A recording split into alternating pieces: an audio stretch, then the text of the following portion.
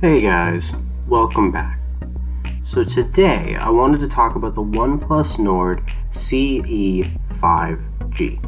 I'm going to call it the OnePlus Nord CE going forward. So OnePlus is set to launch a new phone in the Nord series, obviously.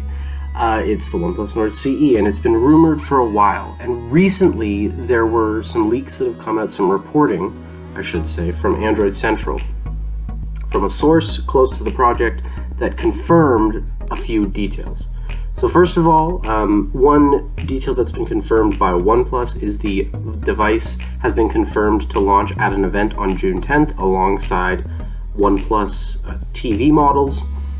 And as per the report from Android Central, they've confirmed the following details. The device will come with a Snapdragon 750G system on a chip, will feature a 6.43-inch AMOLED panel with a 90 Hz refresh rate. For cameras, we have a triple rear camera with a 64 megapixel primary sensor. The other two sensors have unconfirmed resolution and have unconfirmed purposes. I would assume probably wide angle and something else. Zoom, depth sensor, monochrome maybe, and a 16 megapixel front camera, selfie camera. So after all those numbers, after all those specs, what does that mean? Basically, it is going to be a watered down and only slightly watered down version of the OnePlus Nord, the original. It shares a lot of similarities. The main difference is the slightly lower spec system on a chip. That is the main processor of the device, the Snapdragon 750G. Now, that doesn't mean it's a low power processor. It's still a Snapdragon 700 series. Remember, bigger number means that it's better, generally. But like the Nord before it, it will have an AMOLED panel, it will have a 90 Hz refresh rate, a triple rear camera, but it will only have a single front camera, as mentioned. Some of the things that are nice to see compared to some of the other phones that have had the Nord moniker, like the N10 and the N100, is a return to AMOLED displays.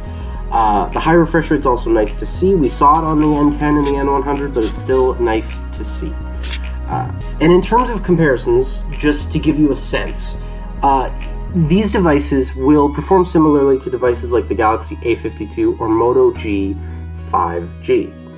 A good way to look at this phone is a device that will do everything you need it to do, but nothing super spectacular, right? It's not going to be slow. It's not going to be laggy to run, your average apps, your average games.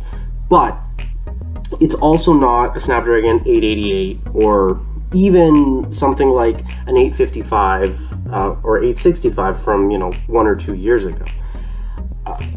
But again, the Galaxy A52, Moto G5G, they're very good mid-range devices. And what this is going to come down to, in my opinion, is price.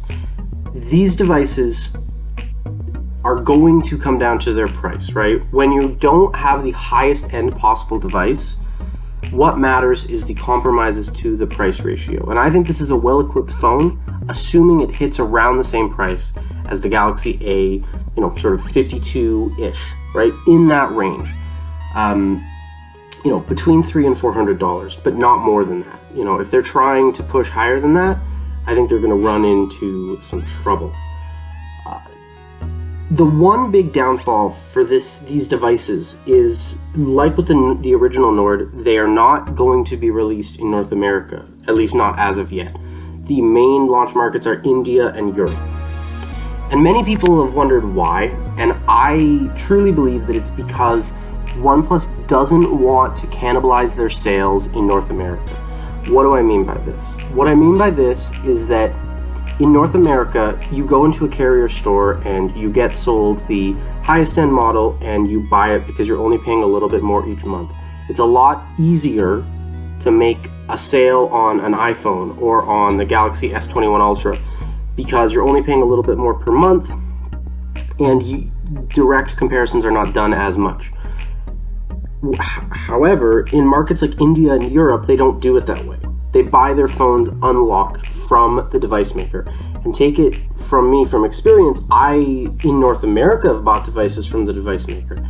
And the big brands, flagships, right, like the iPhone 12, or 12 Pro Max, I should say, or the Samsung Galaxy S21 Ultra, are very expensive. Off contract, they are very, very, very expensive. Even devices you wouldn't consider to be expensive, bought unlocked, especially in North America, are very expensive. And what this means is that if you're buying your devices primarily unlocked, like India and Europe do, then you're going to be doing comparisons on price of the device, and you're not going to be getting carrier deals on things. So you're going to be looking at, okay, this device is $200 and has these specifications. This device is $300 and have these specifications. Is it worth the upgrade, right? You're going to be basically doing shopping between models, and it's going to be very, very dependent on the sale price. And so OnePlus knows that their high-end OnePlus 9 can't compete in a market like that. And so that is why they brought back the idea of a flagship killer, a device that is really good value for money. All that being said, I want to end this video with a question for anyone viewing this. Do you think that OnePlus still makes flagship killers? Do you think that OnePlus still provides what they set out to do in the beginning? Do they still live up to their brand identity, their goal, right? To make a flagship killer device that is a very good deal for the consumer, right? Because I don't know if that's true anymore, and I'd be interested to see what people have to say on the matter, and it's something that I'm debating making a video about in the future. Anyway, that's it for me. So talk to you guys in the next one. Please like, subscribe, share this video around, and yeah, see you guys in the next one.